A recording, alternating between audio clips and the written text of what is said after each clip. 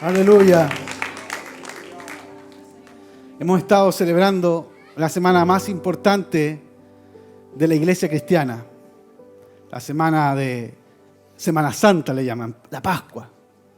Estuvimos el jueves, en una hermosa Santa Cena muy íntima con el Señor.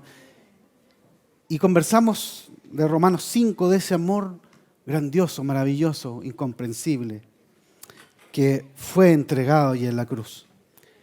Y hoy día quiero invitarles a que podamos revisar los momentos previos a la muerte de Cristo. Porque allí Jesús recorrió distintos lugares, fue buscado por distintas personas y dialogó, se relacionó con ellos. Voy a invitarles a que puedan abrir sus Biblias en Juan 18, versículos 7 y 8. Juan 18, versículos 7 y 8. Y dijo Jesús: ¿a quién buscan? Volvió a preguntarle Jesús. A Jesús de Nazaret, repitieron. Ya les dije que soy yo. Si es a mí a quien buscan, dejen que estos se vayan. ¿A quién buscan? Juan dice que Jesús hizo esta pregunta 2 veces. ¿A quién buscan? Resonó en los oídos de sus perseguidores, como también resuena esa pregunta del Señor a nosotros hoy. ¿A quién buscan ustedes? ¿A quién buscan ustedes? ¿A quién busco yo? Y Jesús desde allí en adelante comenzó a pasearse de salón en salón, de palacio en palacio, y había gente que le buscaba. Había gente que le dialogaba, había gente que se relacionó, que le miró a los ojos, que le tocó. Algunos lo abofetearon, otros lo escupieron, otros laceraron su cuerpo. Pero cada uno de ellos tuvo un encuentro con Jesús. Y de esos encuentros podemos nosotros sacar lecciones hoy. Porque cada persona con la que Cristo se encontró es un reflejo de nuestras propias existencias, de nuestras propias formas de ser, de mirar el mundo, de contemplar, de buscar a Cristo. Yo hoy día quiero mencionarle solo a 4, podríamos hablar de más personas. Y el primero de ellos, el primero de estos personajes que vamos a analizar en esta mañana, es que después de estar allí frente a los sacerdotes, fue llevado Jesús frente a Pilatos. Conocemos bien la historia, ¿no es cierto? Pilatos, dice Juan 18, que reflexionó con Jesús. Conversaron. Le preguntó: ¿eres tú el rey de los judíos? Dialogaron sobre lo que era la verdad. Tuvieron una conversación filosófica, teológica. Allí seguramente es un resumen de lo que conversaron, lo que tenemos nosotros aquí en la Escritura. Hubo un encuentro, un diálogo de un simple hombre con el Mesías prometido. Él reflexionó con Cristo, escuchó su voz. Pero él no solamente escuchó la voz de Cristo, sino que también en ese momento escuchó un consejo sabio. ¿Se recuerdan? Estando en el dilema de si condenar o no a Jesús, llegó su esposa. Algunos dicen que se llamaba Claudia. Llegó su esposa y le dice: por favor, no le hagas nada a este hombre porque es justo. Y yo he tenido sueños con él que me han trasnochado, no he podido dormir, me siento acongojada porque sé que allí frente a ti hay un hombre justo. Pilatos entonces no solamente vio al maestro cara a cara, no solamente escuchó su voz, no solamente reflexionó sobre la vida y la verdad con él, sino que además su propia esposa le entregó un consejo sabio. Y él, como a medias tintas, allí logró darse cuenta de la verdad. Si no fue iluso en ese sentido. Él se dio cuenta que estaba frente a un inocente. E hizo un primer intento. Él dijo, voy a tratar de salvarlo. Este hombre no ha hecho nada malo. Este hombre es justo, es bueno. Lo voy a salvar. Pero veamos lo que dice Juan 19:12. Desde ese entonces, Pilato procuraba poner en libertad a Jesús, pero los judíos gritaban desaforadamente: si dejas en libertad a este hombre, no eres amigo del emperador. Lo pusieron en una encrucijada política. Cualquiera que pretende ser rey se hace su enemigo. Al oír esto, las voces externas, la presión del pueblo, Pilato llevó a Jesús hacia afuera y se sentó en el tribunal, en el lugar al que llamaban el empedrado. Era el día de la preparación para la Pascua, cerca del mediodía. Y les dijo, aquí tienen a su rey. Versículo 16. Entonces Pilato se lo entregó para que lo crucificaran y los soldados se lo llevaron. No importaron cuánto tiempo, minutos, horas estuvo Pilato con Jesús. No importó verlo cara a cara. No importó que tuviera un sabio consejo. No importó que se diera cuenta de cuál era la verdad. Pilato cambió la verdad de Jesús por una tranquilidad pasajera. Él priorizó las cosas de este mundo. Él priorizó su gobernatura. Él priorizó la paz en Palestina. Él priorizó estar bien con los sacerdotes. Él priorizó estar bien con el César. Y relegó a Jesús. Y condenó a Jesús a la muerte. La verdad estaba ante sus ojos. Pero él decidió lavarse las manos, mirar para otro lado y dejar que condenaran a Jesús. ¿Para qué? Para vivir su vida sin problemas. Su prioridad era lo terreno, lo del mundo. Y hoy día hay muchas personas que quizás han reflexionado acerca de Jesús. A lo mejor han escuchado la palabra de vida, han revisado los evangelios, se han encontrado con Jesús llamándoles de una u otra forma. Quizá también han recibido un sabio consejo, un amigo, un vecino, un familiar. Te ha hablado de Cristo, te ha hablado de qué es la verdad, te ha dado su testimonio, pero a pesar de eso, hay personas que entendiendo la verdad de Cristo han decidido dejar a Jesús de lado por sus prioridades de este mundo. No quieren al Jesús verdadero. No quieren al yo soy, al Rey de Reyes, al Señor de Señores. Para muchos seguir a Jesús significa abandonar ese pecado regalón, ese pecado que te agrada. A lo mejor significa enfrentarte a la condena social, al menosprecio de tus amigos.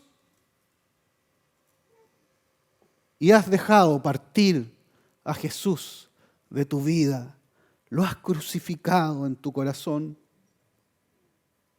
Otros no tienen tiempo para Jesús. Tengo tantas labores, tengo mi empresa, mi negocio o mi trabajo, mi profesión me requiere tanto que no hay tiempo para Jesús. Y has dejado que Jesús sea crucificado en tu vida. Para seguir a Jesús hay que tomar un paso decisivo. Hay que renunciar a estas prioridades mundanas para mirar al verdadero, al yo soy, al Señor, al Rey de Reyes. Es lo que tenemos que hacer. Nada es más importante, ni nuestra seguridad física, material, es tan importante como seguir al Maestro de Nazaret. Y se le pasó la oportunidad a Pilato. Luego, Pilato, en este intento de sacudirse el problema de Jesús, lo envía al rey Herodes Antipas. Ahí lo vemos en Lucas capítulo 23, si quiere abrir su Biblia. Y Jesús parte para allá. Y si leyéramos las primeras líneas del versículo 8, pareciera que todo va, humanamente, viento en popa para Jesús. ¿No es cierto? Porque sabemos que su plan, el plan divino era que iba a morir, así que nada iba a cambiar. Pero vemos a Jesús frente a Herodes. Versículo 8. Al ver a Jesús, Herodes, ¿qué pasó? Se puso muy contento. ¡Wow! Empezamos bien, ¿no es cierto? Se puso contento de ver a Jesús. ¿Qué más decía? Hacía tiempo que quería verlo. Por lo que oía acerca de él, había oído de Jesús. Y esperaba presenciar algún milagro que hiciera Jesús. Hasta ahí, versículo 8, vamos bien, pareciera. Versículo 9, lo acosó con muchas preguntas. Pero Jesús no le contestaba. Porque como cordero fue llevado al matadero y no abrió la boca. Tenía que cumplirse la profecía. Y allí estaban también los jefes de los sacerdotes y los maestros de la ley, acusándolo con vehemencia. Entonces Herodes y sus soldados, con desprecio y burlas, le pusieron un manto lujoso y lo mandaron de vuelta a Pilato. Herodes había oído de Jesús. Le habían contado.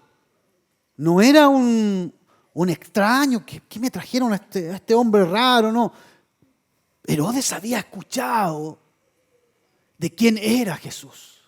Había escuchado de sus milagros, de sus sanidades, de los mensajes que entregaba a las multitudes. Quizá había escuchado oír de cómo había multiplicado el pan y los peces, cómo había resucitado muertos, cómo había dado vista a los ciegos y estaba interesado en lo que Cristo podía hacer. Quería verlo. Tenía ganas. No se había acercado a Jesús mientras él caminaba por las calles y caminos de Israel. Pero ahora que lo traían, ese interés se había vuelto a despertar. Y él esperaba ver alguno de esos milagros que tanto habían resonado en ese tiempo. Jesús se había hecho famoso por sus milagros. Pero ¿qué pasa? Jesús no dice nada en ese momento. Jesús no se presta para su juego. Jesús no se convierte en su títere para hacerle milagros aquí y allá. Y él se decepciona. Dice, este está loco. Lo desprecia, se burla y lo manda. Hoy día hay muchas personas que se acercan a Jesús con el espíritu de Herodes. Han escuchado hablar de Dios. Tienen ganas de conocerlo incluso. Dicen, si yo quiero ir a la iglesia, quiero conocer más a Dios. Y quiero ver sus milagros. Yo tengo una enfermedad, me gustaría que oraran por mí para que fuera sanado. ¿Has escuchado hablar con esas personas? Pero si de pronto no ven nada extraordinario en sus vidas, se dan la media vuelta y se van, despreciando a Jesús. ¿Por qué? Porque no hay un interés genuino por acercarse a Cristo. Lo buscan, como dice ese dicho común, por los panes y los peces. Buscan algo de Dios. Buscan una sanidad, buscan prosperidad económica, buscan sentirse bien consigo mismo, quitarse ciertas cargas de su vida, mejorar emocionalmente, pero no hay un deseo genuino de conocer a Jesús. Para acercarse a Él no basta, hermanos míos, una gran curiosidad. Hay que tener un deseo genuino, una vocación de buscar al Mesías Salvador. Y Dios, hoy en esta mañana, a través de esta historia de Pascua, nos invita a que le busquemos sin intereses mezquinos, sin deseos de beneficios para nuestra vida, sino con el puro deseo de tener una relación personal con Él.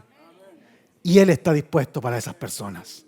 Él no se esconde de esas personas. Él no calla a esas personas. Incluso no esconde sus milagros a esas personas, porque esas personas se convierten en sus amigos. Amén. Bueno, el tercer grupo de personas. Y quizá paradójicamente este es el más triste de los grupos. Se trata de los religiosos del tiempo de Jesús. De aquellos que debían mantener viva la llama del amor por Dios. Aquellos que deberían haber conocido inmediatamente cuando tenían frente a sí al Mesías. Pero ¿qué pasa? Vamos a Marcos, capítulo 14, versículo 61. Pero Jesús se mantuvo callado y no contestó.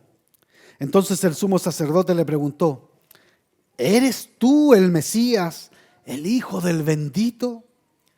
Jesús dijo: yo soy. Yo soy.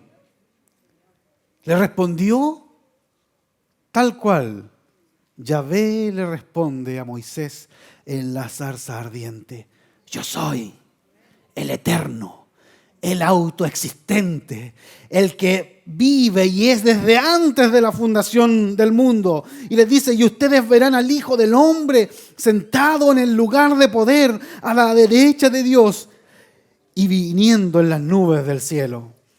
Y entonces el sumo sacerdote, que no era tonto, sabía lo que Jesús le estaba diciendo, se rasgó las vestiduras en señal de horror y dijo: ¿para qué necesitamos más testigos? Le habían llevado muchos testigos falsos. Todos han oído la blasfemia que dijo. ¿Cuál es el veredicto? Culpable, gritaron todos. Merece morir. Y estos eran los que servían a Dios. Estos eran los que servían al único Dios. Ellos no creían, no eran politeístas, no iban tras los ídolos. Ellos estaban sirviendo al Dios de Israel. Pero no pudieron ver a su Dios frente a sus narices. Y no contento con ellos, lo golpearon, blasfemaron su nombre y lo crucificaron. ¿Por qué? ¿Por qué, hermanos míos?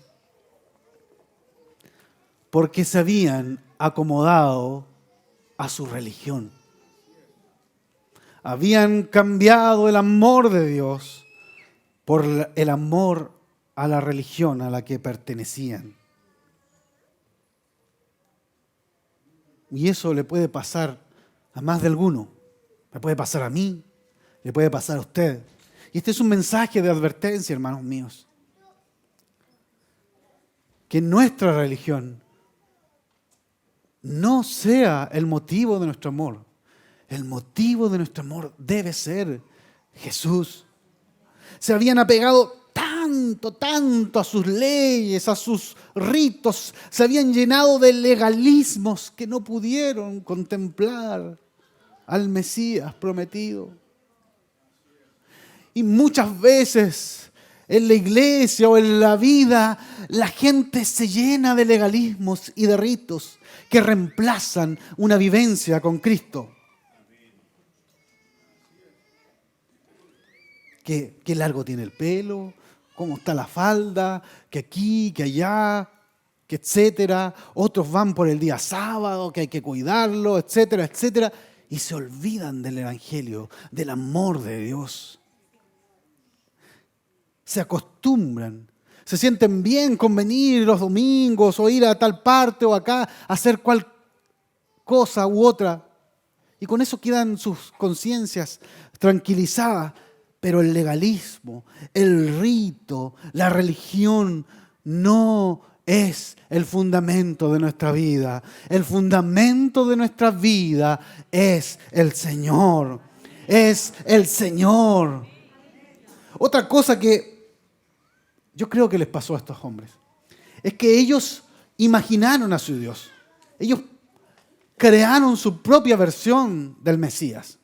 Esperaban un Mesías glorioso, rico, majestuoso, subido sobre caballos blancos, como Dios ha prometido que volverá Jesucristo ahora, con un ejército, liberador del Imperio Romano, liberador de cualquier opresión o yugo político, pero no habían comprendido que la obra del Mesías era un reino que venía a instalarse en los corazones de las personas, que humillándose, como lo hizo, Él traía el amor de Dios, no solamente para el pueblo de Israel, sino para cada uno de nosotros.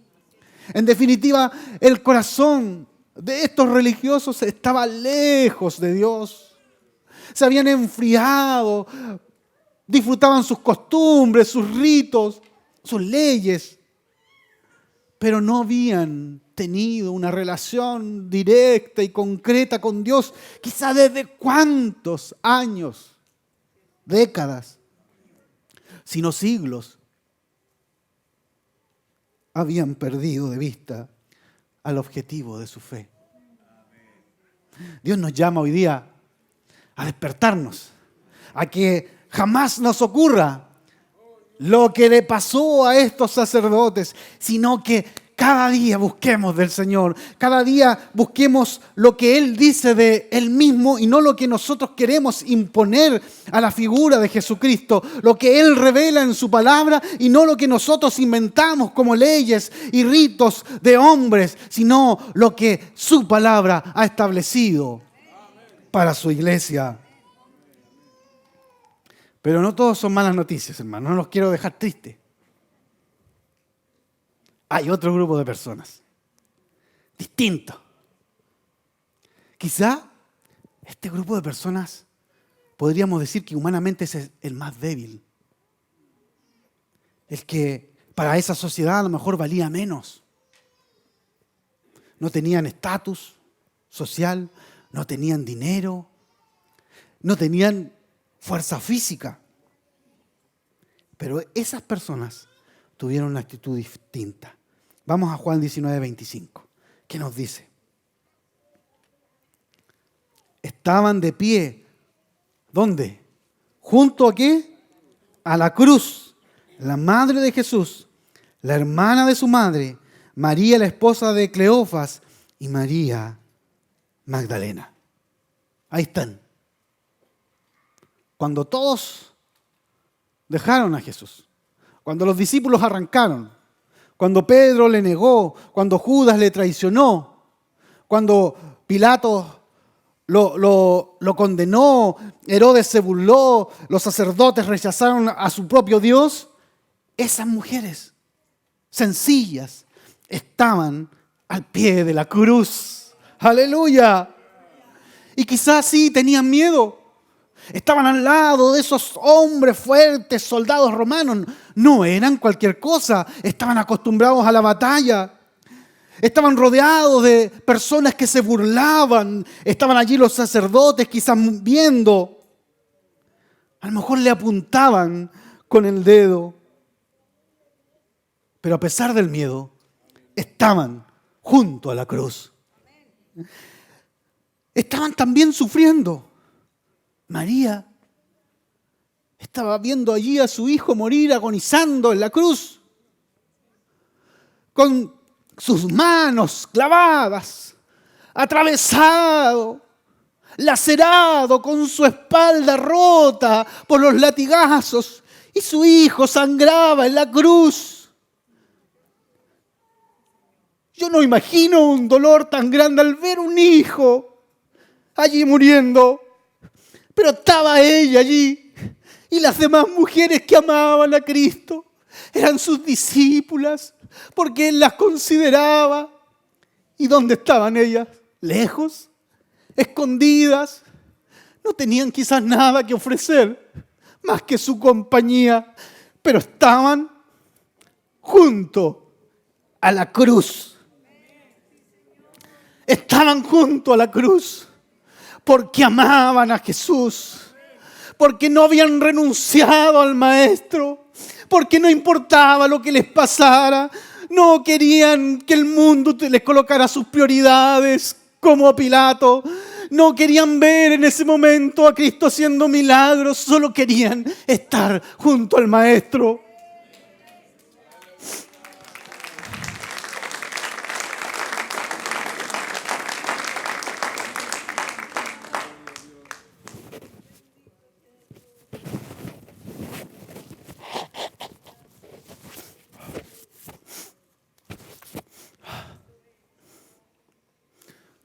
No se conformaron solamente con ver al Jesús de los milagros. Ellas recorrieron toda Palestina de esa época, junto a Jesús, para arriba, para abajo. Vieron los milagros de Jesús. Vieron cómo Jesús multiplicó el pan, cómo sanaba a los enfermos y resucitaba muertos. Pero eso no era lo que ellas buscaban. Vieron las grandes predicaciones de Jesús. Les habló mucho. Les entregó su evangelio. Y eso fue lo que caló en lo profundo de su corazón. Esas palabras las recibieron y aprendieron a amarlo. Y decidieron no moverse, no retroceder, no esconderse. Decidieron estar allí en el momento más oscuro del ministerio de Cristo, cuando yacía en la cruz del Calvario. Nosotros somos llamados a ser como esas mujeres, fieles en todo tiempo, firmes al lado de la cruz. Como cristianos debemos estar al lado de la cruz. Cuando nos presionen el mundo para abandonar la cruz de Cristo, el Evangelio, la palabra viva, allí debemos estar anclados a la cruz de Cristo. Cuando venga la enfermedad y el dolor y el sufrimiento y quizás no veamos en el horizonte próximo una salida a nuestros problemas, allí, junto a la cruz de Cristo. Cuando sintamos temor a la adversidad, firmes junto a la cruz de Cristo. Quizás, al igual que estas mujeres, no te sientes el más valiente o el más importante. Pero Jesús no juega en las ligas del mundo, donde eligen a los mejores. Él busca solamente corazones dispuestos. Solo corazones dispuestos. Así que así como eres, Dios te quiere junto a la cruz. Así como estás, Dios te quiere junto a la cruz. Ama al Cristo de la cruz. Permanece junto a Él. Prosigue a la meta hasta que Él te llame a su presencia y verás la gloria de Dios. Gloria al Señor. Y esto fue lo que les pasó a estas mujeres. Yo creo que fueron premiadas con el premio mayor, hermanos míos. Vamos a Mateo 28, versículo 8. Las mujeres se fueron a toda prisa. El domingo en la mañana querían ver a Jesús, que estaba, según ellas, muerto. Estaban asustadas, pero a la vez llenas de alegría. Ya se les había anunciado que había resucitado. Y se apresuraron para dar el mensaje del ángel a los discípulos. Versículo 9. Mientras iban, Jesús les salió al encuentro y las saludó. ¡Aleluya! Ellas corrieron hasta él, le abrazaron sus pies y lo adoraron. Y entonces Jesús les dijo: no teman, no teman. Digan a mis hermanos que vayan a Galilea y allí me verán. Jesús les salió al encuentro. Jesús las saludó. Jesús les dijo: no tengan más miedo, he resucitado. Y si tú permaneces a los pies de la cruz, junto al madero, Jesús también saldrá a tu encuentro, también te bendecirá, también te dirá: no temas, te entregará un saludo para tu vida. Solo debes ser fiel en medio de la adversidad. ¿Qué Jesús buscas entonces? ¿Buscas como Pilato? ¿Buscas como Herodes? ¿Buscas como los sacerdotes? ¿O buscas a ese Jesús genuino, sencillo, que se acerca a tu alma y quiere transformarte como lo hicieron las mujeres? En esta mañana, el Señor nos invita a que Él sea nuestra máxima prioridad. Nuestra máxima prioridad. Él nos invita a que nos acerquemos no por curiosidad, sino por amor de su nombre. Él nos invita a salir de toda religiosidad y legalismo y centrarnos en Él y su palabra. Y Él nos invita a que lo anhelemos y que permanezcamos firmes a la cruz del Calvario, como aquellas mujeres. ¿Y sabe cuál es la buena noticia? Si tú permaneces frente a la cruz, al lado de la cruz de Cristo, un día, ya sea que Él venga o tú partas, verás al Cristo resucitado. ¡Aleluya! Verás al Cristo resucitado. Es promesa fiel para todos aquellos que han permanecido al lado, firmes a la cruz de Cristo. No importan las circunstancias, no importan los problemas. Nuestro llamado de hoy es: permanece junto a la cruz de Jesús. Padre Santo que estás en los cielos, te damos gracias, Señor, porque tú eres bueno y nos haces un hermoso llamado, Señor. Y nos dices: no importa cómo eres, no importa si te sientes débil o cansado o atemorizado, no importa si tienes o no tienes dinero. Señor, tú nos dices: yo quiero que estés junto a mi cruz. No olvides mi cruz. No olvides el oprobio. Y si aún, iglesia, tienes que soportar junto a la cruz la vergüenza de ella en este mundo, hazlo, porque prometo que verás mi rostro. Prometo que verás mi rostro. Gracias, Señor, porque eres bueno. Gracias, Señor, porque no has mirado a los grandes y fuertes. Oh, tu evangelio, que es locura para los que se pierden, se manifiesta en los sencillos de corazón, Señor, y en los humildes. Trabaja en nuestro corazón para que cada día busquemos tu rostro sin intereses mezquinos, Señor. Que tú seas lo primero, Señor, y que podamos ser fieles a la cruz de tu Hijo Jesucristo. Amén. y amén.